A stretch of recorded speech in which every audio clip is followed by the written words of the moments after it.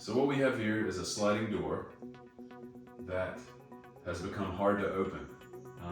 It's always been kind of hard to open and kind of hard to lock ever since we moved in, and it's finally gotten so bad that I'm having to fix it. So the problem here is that the sliding doors are kind of like trains. They kind of have like a train track wheel system underneath. There should be 2 wheels, one on each side, and then it runs on the track. What it looks like to me is this door is not level. So I think that the front wheel has sunk too far up in there, or it's broken. I've also heard it cracking and popping when I move it like this before, so it may be broken. But as you can see, it's very hard to move. I mean, my wife can't open that. Our pet sitter can't open the door when she comes to the house. So, and then to lock it, the reason I know that it's tilted forward is because to lock it, you have to pull up and then do that to lock it. So that's not going to work, obviously. So what we're going to do is pull it up, take it off the rail, set it on its side, and I'm going to look at the bottom to see if I can just adjust the wheels and fix it that way, or if I'll need to buy new wheels. I'll probably end up buying new wheels anyway, just so that they're fresh and everything works. But here we go.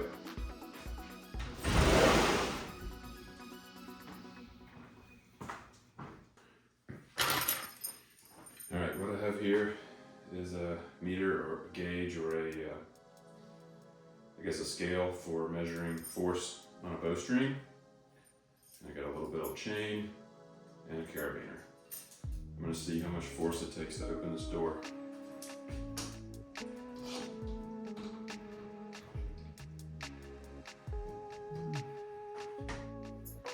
Maybe they're not going to work. Alright.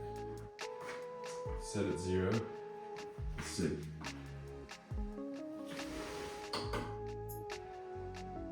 Well, I'm going to break the chain. But I got to 60 pounds of force, and probably more since it completely destroyed my chain. Look at that.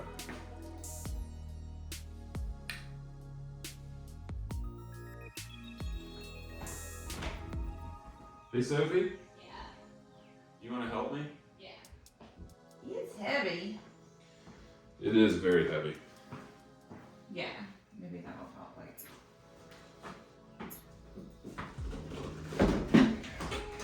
Oh, you want it on the top? Yeah. Okay, got there.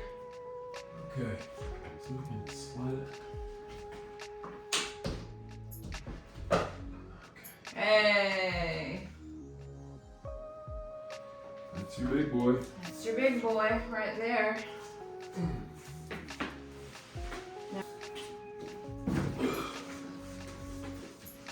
Can you lift it a little? Okay. Oh. Okay, there we go. All right. Yee, it's dirty. So this is what we're looking at. There's like a fuzzy seal that goes all the way down. I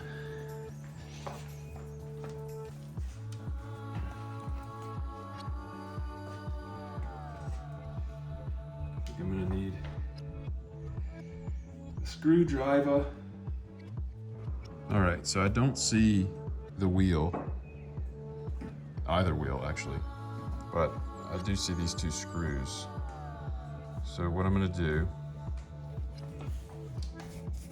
is take these 2 screws off and see if I can pry the wheel out.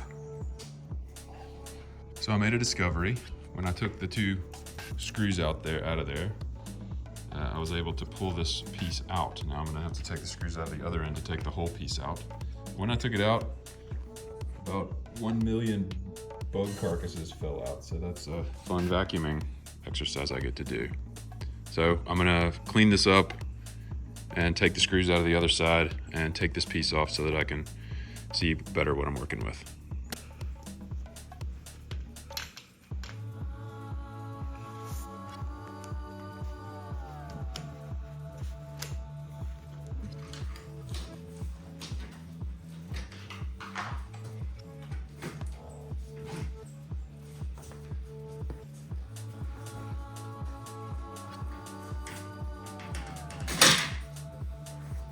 Ugh. Look at that. Disgusting.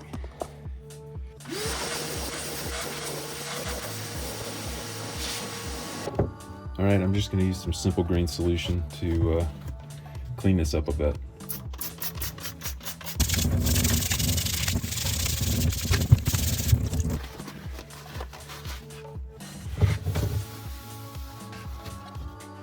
Okay, so what we're looking at here is Phillips head screw on either end.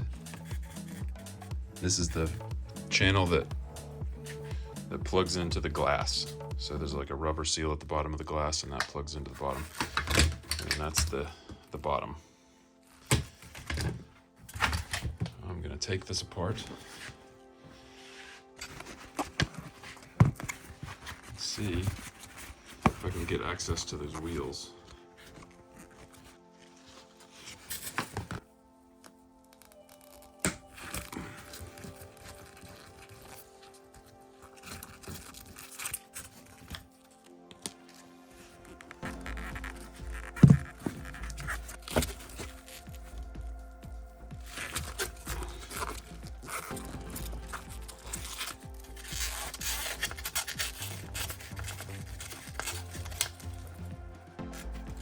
So that's moving now. So let's see if we can pop it out this side.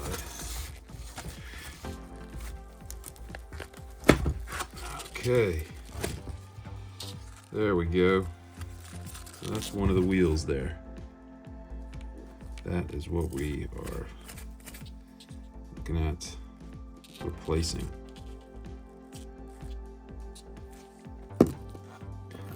There's one. Trying to play with this to see how it works. So it looks like this can be adjusted somehow. Basically how this works is this. So these are the screws that came out of the side that I took out earlier. And if this screw goes in here and screws into this.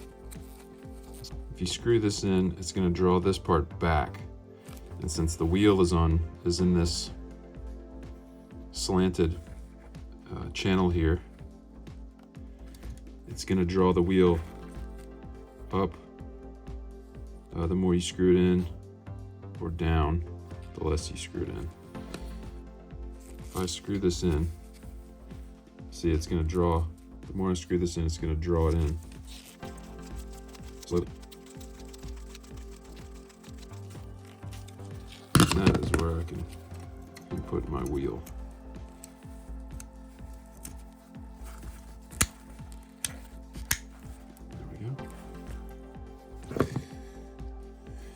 Now we need to get the other wheel out.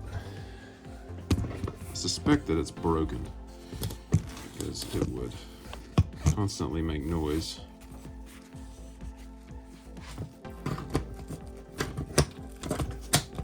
So there's the wheel. And I can already see a piece missing. Oh yeah, that looks like a piece of the wheel there. Piece of the wheel, I think. It's missing that inner piece on this side. Aren't we all missing inner piece here and there? piece is, a lot of people can't find inner piece. So that's the inner piece there. And where's the wheel? There it is. And it's broken. There we go. That explains. All the ball bearings have popped out. All right, so I am gonna need to buy a new one of these. Might as well buy two. So yeah, looks like it sheared off and then broke. All right, let's make some measurements here.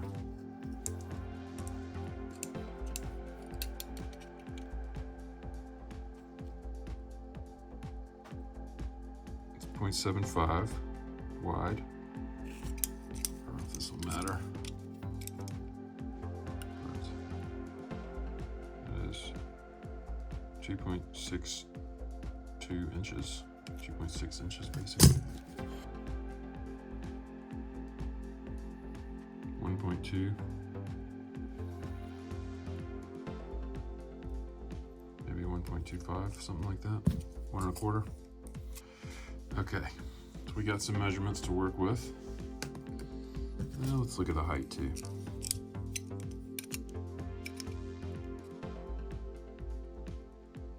.39, 1.4. Now let's go shopping. So here's what we're looking for.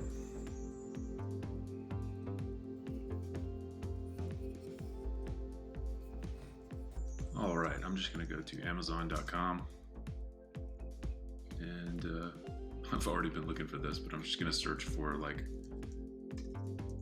sliding door repair. Let's see. Get fresh track. There's some wheels.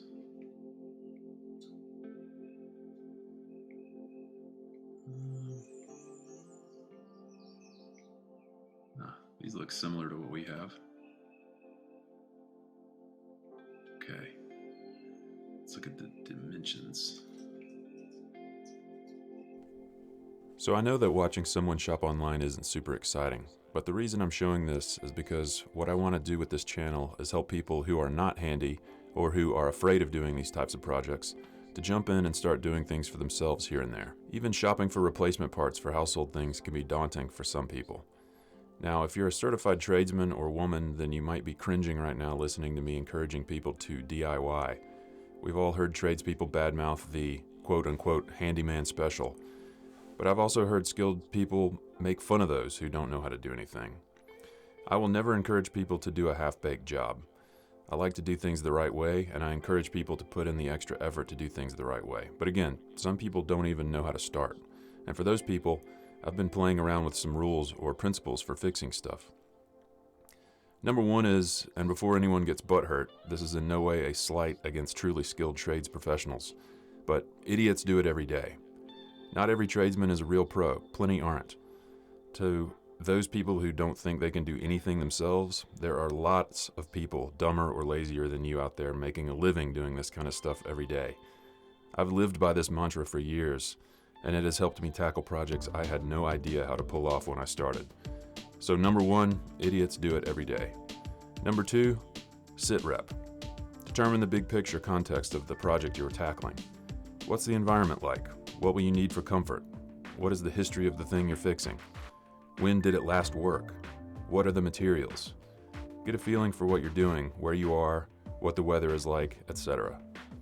Number three, the power rule.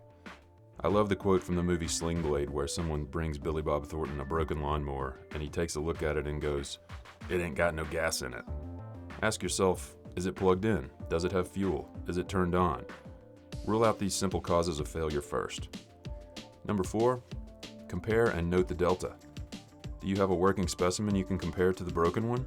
Often this can help you figure out what the problem is, what's missing, what's not operating the way it should. Number five, stare at it. Meditate on the problem. Slow down and give yourself permission to stare at the problem and think. Look at the problem and think about how it works. Often just sitting with a problem and turning it over in your hands or head will make light bulbs start going off for you. Number 6, hit it with a hammer. That's obviously hyperbole, but fiddle with what you're working on to see if you can make it worse or better. Often you can usually figure out what the problem is by jiggling things to see if they're loose or getting a bad connection or whatever. This is a great diagnostic principle. Number 7, check failure points. Common failure points are moving parts, wear parts, and connections. Gears, pulleys, wheels, belts, hinges, pivot points, etc. These things are great causers of malfunction, and if they're not the root cause, often you can find low-hanging fruit that you can fix or replace, quote, while you're in there. That will make the project that much better in the end. Number 8, utilize your resources.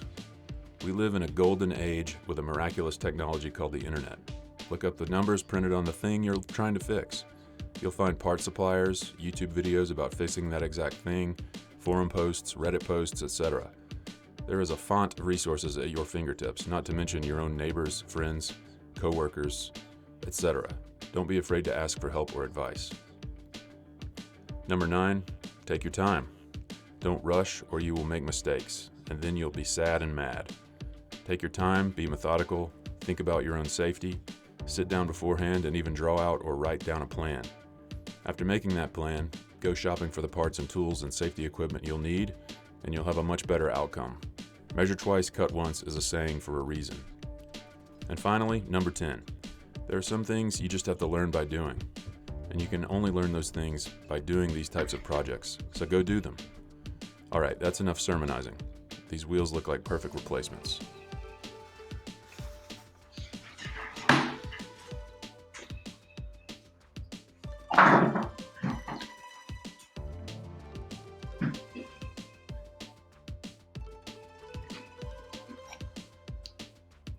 Well, these are the same. These are exact replacements. All right, I'm gonna get 2 of these. Bye now. All right, well, I've ordered my wheel and my wheels, and I guess what I'm gonna do now is put this back together so that I can get the door put back on while I wait for the wheels to arrive.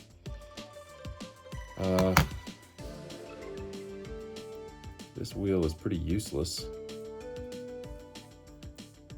and so I guess I'll just put in this blank guy in the meantime.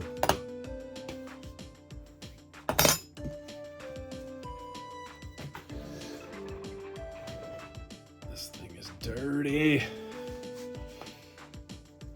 I didn't have a million other things to do, I'd repaint this. Definitely on the outside, the paint is worn off and it's just aluminum showing through. Needs a coat of paint. Right, I'm gonna put this guy in first.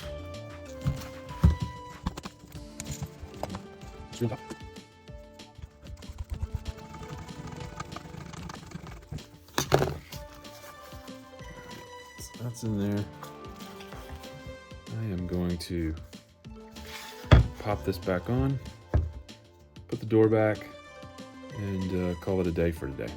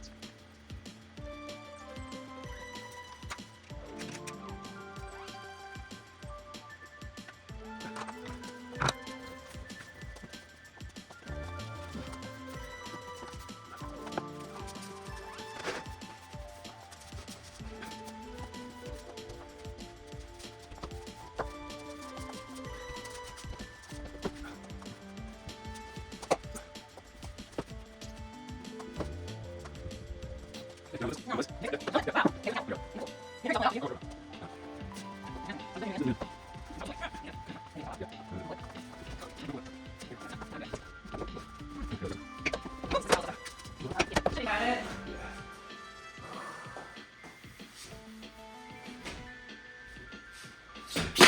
Ooh.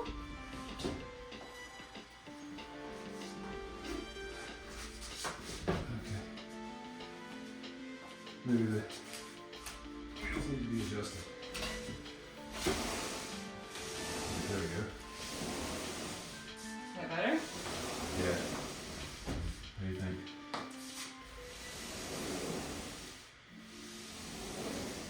Yeah. All right. Same trick again with this scale. I'm going to, now that I've fixed the wheels, I'm going to see how much force it takes to open the door.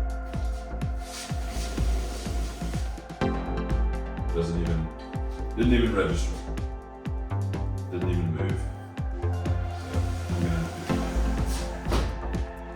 So it's the bottom rung is set at 20 pounds, so I'm gonna guess it takes I get less than or equal to 20 pounds to open this thing now. It slides back and forth freely,